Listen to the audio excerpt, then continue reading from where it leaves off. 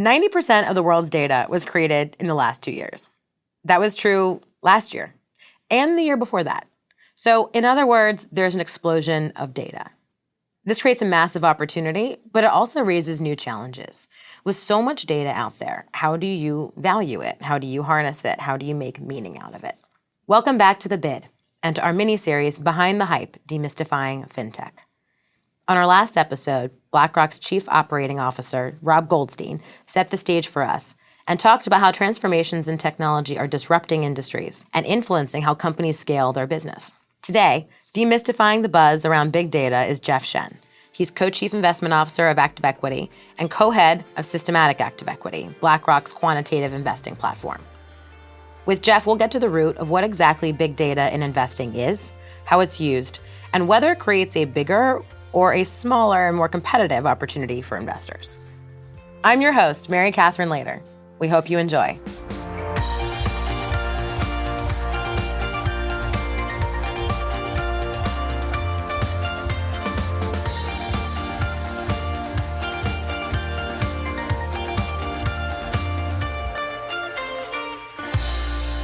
Hi, Jeff. Thanks so much for joining us today. MC, thanks very much for having me.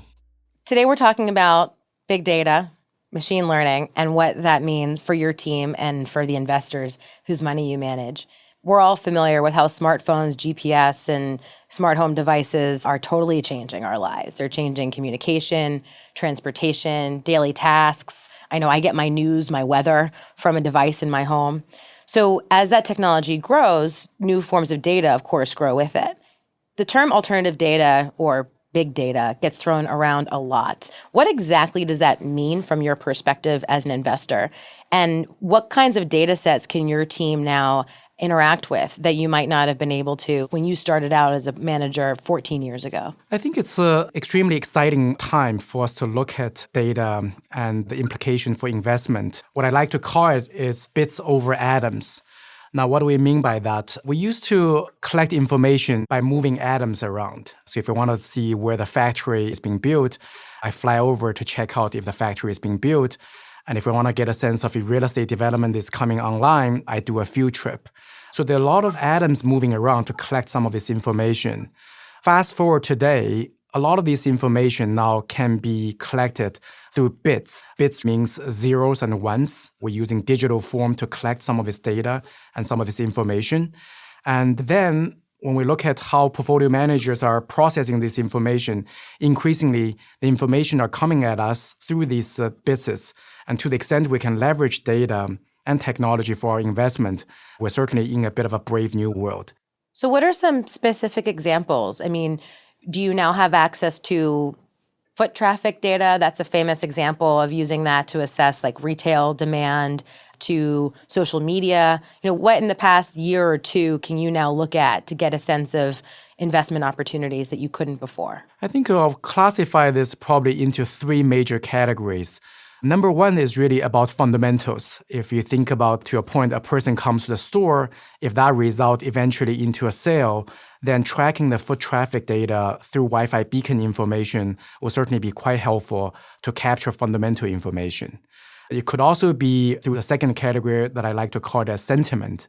If we want to get a sense of how 100 million retail investors in China are thinking about the equity market, then social media information give us a glimpse of the human intentions and emotions. We get a sense of what they are thinking about the Chinese stocks right locally in Shanghai and Shenzhen.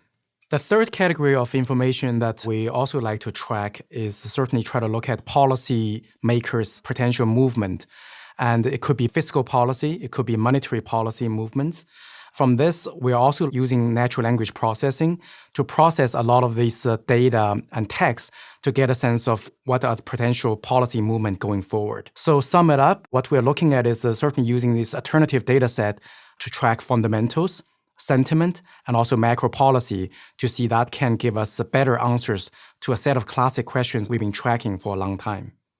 So, Jeff, that policy example is so interesting because there's so much bad information about what's going to happen with policy. There's so much bad information about what management teams or government leaders, human leaders might do that could influence companies. So, how do you parse through that kind of information for either policy indicators or sentiment to really figure out and discern the signal from the noise? What's good information versus bad information? Signal to noise is certainly a huge challenge. What we do over here on the policy front is certainly try to have a bit of a supervised machine learning, if you will. So on one hand, we want to give machine a bit of a direction on where to look for information, especially related to policy. It could be monetary policy. It could be fiscal policy. The world is certainly right now switching from a monetary policy to a regime where fiscal policy is becoming much more important. So what we are doing is to guide the machine to look for, in a sense, away from the monetary policy stance into the fiscal policy stance. And then the natural language processing technique is quite critical. What we're looking for is not only get a sense of the policymakers are becoming positive or negative on a particular set of policy directions, but also importantly, what are the emerging topics that can be coming up from some of their speeches and some of their discussions. So to a certain extent, it's no different from you and me reading a corpus of text and to figure out where the policy could be, except in this case here, we like to hire a lot of PhDs who I joke sometimes that may not like to read, but would like to use machine to read a lot of these texts. So there's basically a person reviewing all of this, and that's what you mean by supervised machine learning, that there's like a human check at the end of it all? A human will set up the framework of thinking with this, and if you will, humans really determine what the algorithm is. And the machine is coming in to provide scalability to read through thousands and thousands of documents in one go. We process 7 major languages in the world. So not only being able to read in English, but also try to read Spanish, Portuguese, Chinese, and Japanese. Across languages, there are a lot of nuances. So when you get into some of these details, some of these techniques and the machine nuances becomes quite important. But ultimately, it is really about human plus machine that we think can solve the overall puzzle. Are there any examples of really strange outcomes, either strange investment recommendations or even weird sets of data that you found less useful that human check was critical to identifying? We like strange things. Our perspective here is that if the questions or the answers are too obvious, it's probably priced into the market too quickly. And to a great extent, it is about potentially asking a different set of questions that nobody has actually asked before. One specific example that I have is what we like to call as a signal combination. So essentially what we're trying to do is to look at 200 plus reasonably generic insights that can predict stock returns. But rather than combining them using common weights across every single signal, what we want to do is to look at each individual stock and to have potentially a different weighting according to the characteristics of the stock, which country it is in, which sector it is in, which market capitalization it is in. So essentially give us a very individualized combination. This is to a certain extent, instead of having a forest view, what we want to have is to zoom from the forest into the tree to have a very individualized combination. Now, that particular type of questions are certainly a bit of a strange question in the sense that without the leverage and scalability of machine, we were never able to ask this type of questions before. But fast forward to 2018, we are able to ask this set of questions and also come up with pretty interesting answers. I mean, it does make you wonder about the importance of evolving all investors' skill sets. I started out as an investor at the beginning of my career and had to key in every company's financials, build my own model, kind of project their financials, call up and do research. And so to be able to do that at scale so quickly and just tweak the things that require your own judgment, it sounds extremely compelling. In that context, what is the future of an investor who's using an Excel spreadsheet and a 10K, and how will they compete?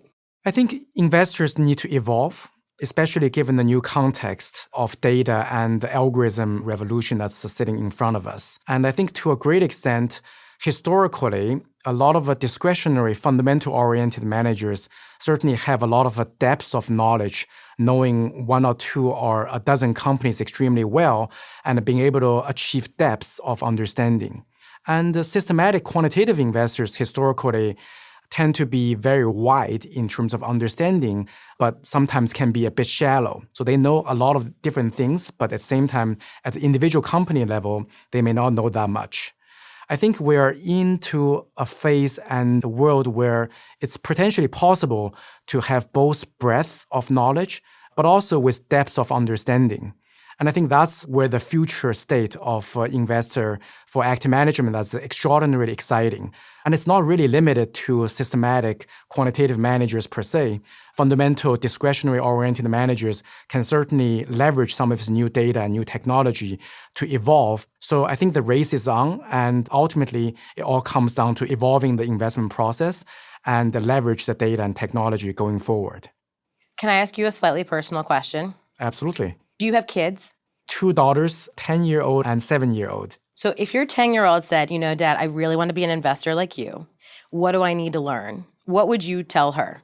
Funny enough that you ask, she's actually a big fan of Shark Tank on CNBC for whatever strange reason. But I think to answer your question, I think it's going to be a bit of a combination of, on one hand, I think the kids today need to get a better understanding how machine would work.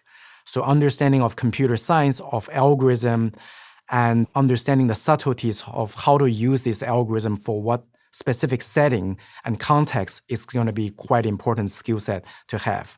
But on the other hand, I do think that liberal arts major would have a bright future for the future state of investment, because ultimately it is not only about coming up with a set of answers to a set of questions, but it's also, more importantly, coming up with better questions to ask, to making sure that we have a critical mindset to think about some of these issues.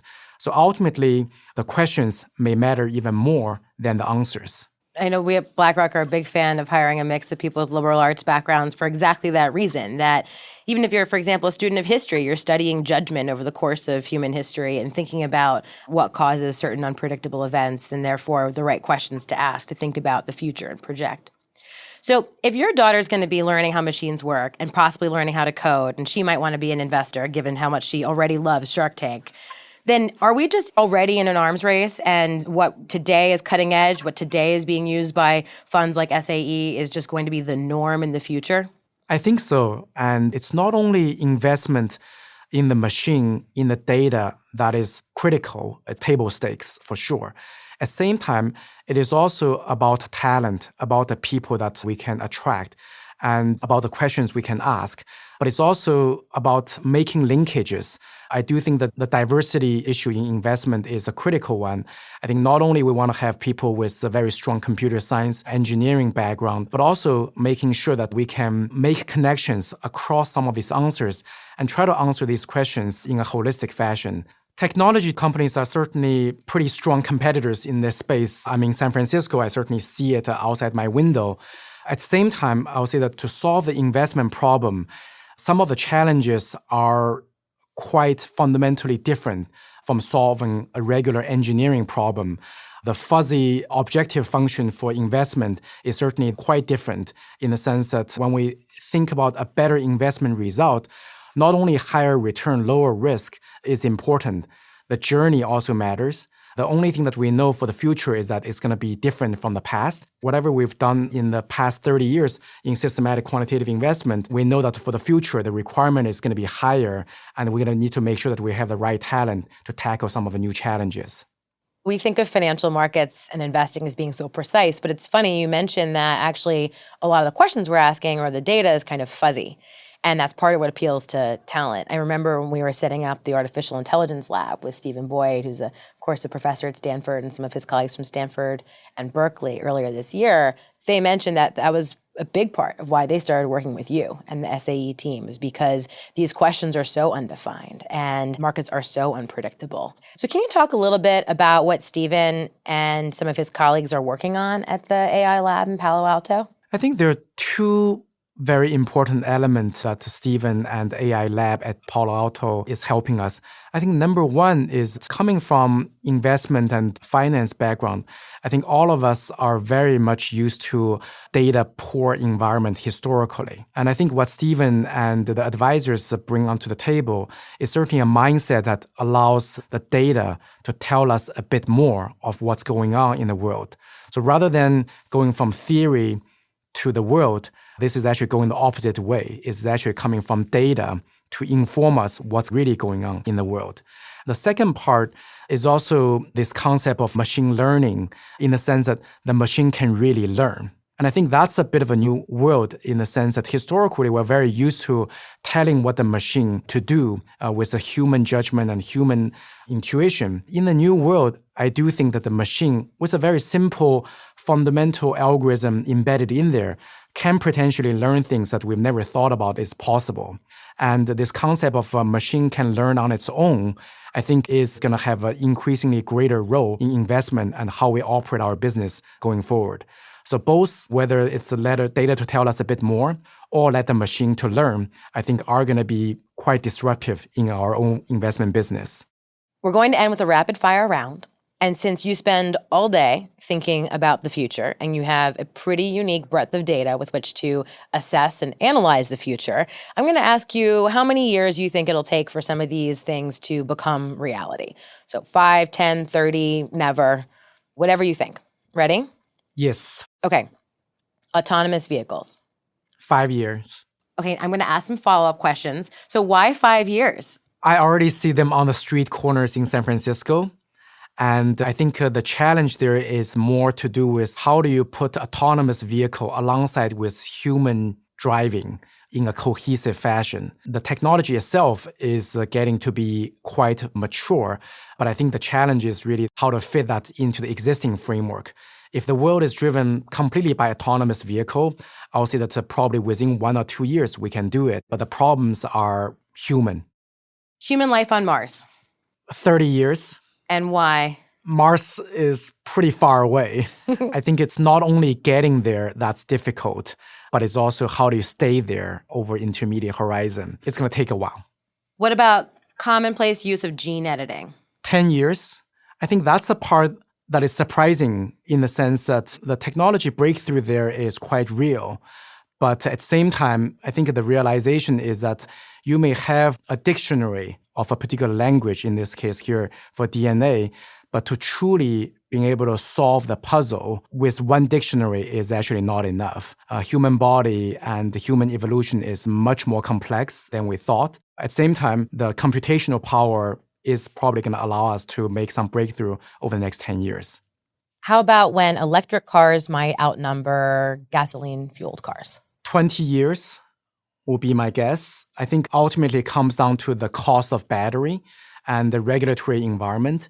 We may see a bit greater adoption in markets like China or India, where the existing infrastructure is such that existing gasoline cars are still on the rise, and people may have much greater adoption in some of this emerging market than developed market. That's fascinating and a little discouraging. Anyway, thank you, Jeff, so much for joining us today. It's been such a pleasure to talk with you about what you're doing at SAE, how you and your team use machine learning, big data, these often used but not that well understood terms, and what it means for the future of investing. Thanks again. Thanks very much, NC. This material is intended for U.S. distribution only. This material is for informational purposes and is prepared by BlackRock, is not intended to be relied upon as a forecast, research, or investment advice, and is not a recommendation, offer, or solicitation to buy or sell any securities or to adopt any investment strategy. The opinions expressed are as of November 2018 and are subject to change. The information and opinions contained in this material are derived from proprietary and non-proprietary sources deemed by BlackRock to be reliable and are not guaranteed as to accuracy or completeness. This material may contain forward-looking information that is not purely historical in nature. There is no guarantee that any forecast made will come to pass. Reliance upon information in this material is at the sole discretion of the listener. Past performance is not indicative of current or future results. This information provided is neither tax nor legal advice, and investors should consult with their own advisors before making investment decisions. Investment involves risk, including possible loss of principal. Copyright 2018, BlackRock, Inc. All rights reserved. BlackRock is a registered trademark of BlackRock, Inc. All other trademarks are those of their respective owners.